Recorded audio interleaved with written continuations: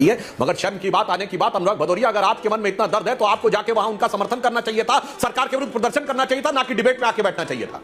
और मैं बताना चाहता हूं दर्शकों को, अनुराग भदौरिया उस सीट से चुनाव लड़ चुके सपा प्रत्याशी बुरी तरह हारे थे। इस बार बाई इलेक्शन में इनकी पार्टी ने उसको टिकट नहीं दिया, इनको टिकट के लायक नहीं। तो हाथ मत नचाओ मेरे भाई, वहां से विधानसभा के प्रत्याशी रहे हो, उस विधानसभा का विषय उठा रहे हो राष्ट्रीय चैनल पे, तो जाकर उनके साथ बैठना चाहिए, टीवी डिबेट में आकर नहीं बैठना चाहिए था। सोचिए, एक वर्ग से कहा जा रहा है तुम फिलिस्तीन तक जुड़े रहो, दूसरे से कहा जा रहा है अयोध्या से भी मत जुड़े रहना, कश्मीर से भी मत जुड़े रहना, क्योंकि इनके तो कान में जून ही रखेगा, इन्हें मतलब नहीं है कोई बिलख रहा है, बिलखने दो, उसमें हिंदू भी हैं, मुस्लिम भी हैं। याद करिए डीएमके के नेता ने कितना घटिया शब्द बोला था बिहारियों के लिए, तेलंगाना के मंत्री ने कितना घटिया शब्द बोला था बिहारियों के लिए। ना ना ना ना, वो तो सुनते रहो, गालियां सुनते रहो, मैं तो वो शब्द बोलना नहीं चाहता जो उत्तर भारतीयों के लिए बोला गया, मगर साथ रहो, सत्ता के लिए साथ रहो। आगे इस वीडियो में हम देखने वाले हैं कि कैसे सुधांशु त्रिवेदी ने अनुराग भदौरिया को डिबेट में अच्छे से धो दिया है, क्योंकि अनुराग भदौरिया बीजेपी को घेरने के लिए कह रहे थे कि आप लोग मुसलमानों के साथ अन्याय करते हैं, लेकिन वहीं यह मुसलमानों के साथ खड़े होने के बजाय टीवी स्टूडियो में बैठकर ज्ञान दे रहे थे। तो इसी बात पर सुधांशु त्रिवेदी ने जब इसे ठोक दिया तो यह बोलने ही नहीं दे रहा था किसी को। तो भाई क्या हुआ, आप खुद से ही देखिए। मगर शर्म की बात, आने की बात, अनुराग भदौरिया, अगर आपके मन में इतना दर्द है तो आपको जाके वहां उनका समर्थन करना चाहिए था, सरकार के विरुद्ध प्रदर्शन करना चाहिए था, ना कि डिबेट में आके बैठना चाहिए था। और मैं बताना चाहता हूं दर्शकों को, अनुराग भदौरिया उस सीट से चुनाव लड़ चुके सपा प्रत्याशी बुरी तरह हारे थे। इस बार बाई इलेक्शन में इनकी पार्टी ने उसको टिकट नहीं दिया, इनको टिकट के लायक नहीं तो समझा, रविदास मेहरोत्रा को टिकट दिया, रविदास मेहरोत्रा भी हार गए।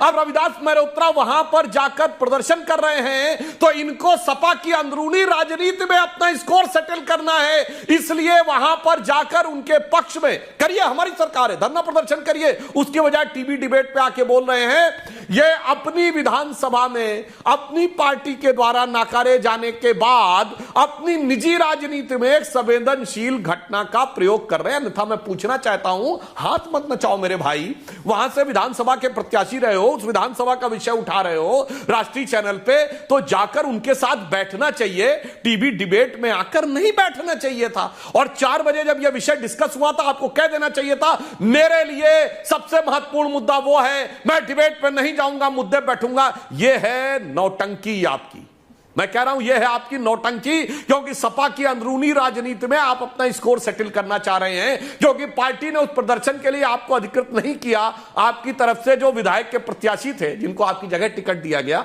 उसने अधिकृत किया था। अब आइए मुद्दे के ऊपर, क्योंकि हमें पता है कि मुस्लिम वोट के बारे में कैसे बोलेंगे।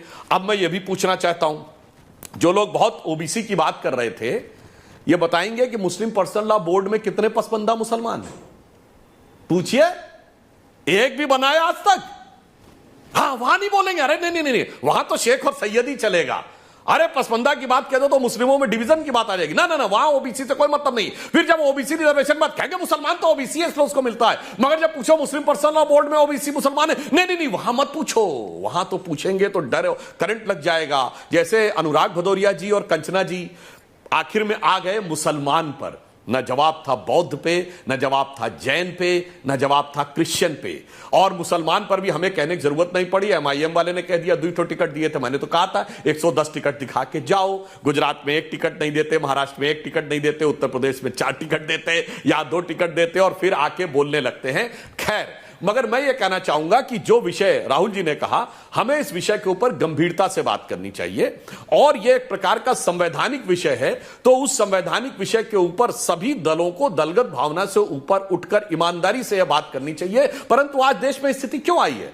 अगर आदिल हसन की पार्टी ने जय फिलिस्तीन का नारा लगाया तो कैसे लगाया है? कांग्रेस ने प्रस्ताव पारित किया फिलिस्तीन के पक्ष में, और उसके बाद सुनिए, इनके बुरहानपुर की कैंडिडेट ने मध्य प्रदेश चुनाव में हमास के समर्थन में नारे लगाए। केरल में कांग्रेस ने हमास के समर्थन में नारे लगाने के वीडियो शामिल हैं। इनकी नेता वोट जिहाद बोल चुकी हैं फर्रुखाबाद में। तो जब ये लगता तू डालडा मैं पात, तो आदिल हसन बैरिस्टर और सद्दुद्दीन ओवैसी कहते हैं अरे भाई तुम तो फिलिस्तीन के पक्ष में प्रस्ताव पारित करोगे तो हम जय फिलिस्तीन बोल देंगे, क्योंकि दोनों के बीच में प्रतिस्पर्धा है ना कि कौन बड़ा है। और मैं एक और गंभीर बात कहना चाहता हूं, क्योंकि राहुल जी गंभीर की बात कहते हैं, मैं राहुल जी आपसे भी कहूंगा, पूरा देश सुने। सोचिए, एक वर्ग से कहा जा रहा है तुम फिलिस्तीन तक जुड़े रहो। इस चुनाव में एक बाकायदा ट्रेंड चला, all eyes should be on Rafah, यानी रफा से जुड़े रहो। दूसरे से कहा जा रहा है अयोध्या से भी मत जुड़े रहना, कश्मीर से भी मत जुड़े रहना, मल्लापुरम में क्या हो रहा है आंख मूंद लेना, धुबरी बरबेटा में क्या हो रहा है आंख मूंद लेना, मालदा में क्या हो रहा है आंख मूंद लेना। दूसरे से कहा जा रहा फिलिस्तीन तक जोड़ के रखना। जैसे नाम है इत्तिहादुल मुसलमीन, एक को मुत्तहिद रखना है, 20% को जोड़ के रखना है और 80% को टुकड़े टुकड़े करके रखना है। उत्तर दक्षिण में कर्नाटक के कांग्रेस के मंत्री ने बोला था ना कि उत्तर भारत से अलग हो जाना चाहिए, टैक्स रेवेन्यू ज्यादा जा रहा है। तो तमिल और हिंदी में कंचना जी याद करिए डीएमके के नेता ने कितना घटिया शब्द बोला था बिहारियों के लिए, तेलंगाना के मंत्री ने कितना घटिया शब्द बोला था बिहारियों के लिए। ना ना ना ना, वो तो सुनते रहो, गालियां सुनते रहो, मैं तो वो शब्द बोलना नहीं चाहता जो उत्तर भारतीयों के लिए बोला गया, मगर साथ रहो, सत्ता के लिए साथ रहो। फिर हिंदी तमिल में लड़ते रहो, मराठी उत्तर भारतीय में लड़ते रहो, पंजाबी बंगला में लड़ते रहो, सामान्य और दलित में लड़ते रहो, अगड़े पिछड़े में लड़ते रहो और उधर फिलिस्तीन तक जुड़ते रहो, उधर हमास तक जुड़ते रहो। यह गंभीर टेक अवे है इस इलेक्शन का और देश के प्रबुद्ध लोगों को इसे गंभीरता से समझना चाहिए। राहुल देखता, क्योंकि सुधांशु जी अगर किसी का घर उजड़ रहा हो सबसे बड़ी खबर ये होती है, किसी का घर जा रहा हो, पूरे घर के घर मोहल्ले के मोहल्ले रो रहे हैं, रात भर सोते नहीं हैं। मुझे दर्द है क्योंकि मेरी विधानसभा है, ये वहाँ से जीते हैं लोकसभा, इसलिए इनको अवगत करा रहा हूँ, क्योंकि इनके तो कान में जू नहीं रेकेगा, इन्हें मतलब नहीं है। कोई बिलख रहा है बिलखने दो, उसमें हिंदू भी हैं, मुस्लिम भी हैं, सिख भी हैं, वो महिलाएं सारी महिलाएं हैं, उन महिलाओं को समझ में नहीं आ रहा है। ये अनुराग बात करना सर बोलिए, ये ऐसे रुकते नहीं। अनुराग भदौरिया यहाँ पर तलाकशुदा मुस्लिम महिलाओं के घर को उजड़ने से, उनकी जिंदगी को उजड़ने से बचाने वाला फैसला आया है। इस पर आपको एक शब्द क्यों नहीं निकलता? That's right. सर क्योंकि डर है ना, all India Muslim personal law board पे टिप्पणी तक नहीं कर सकते।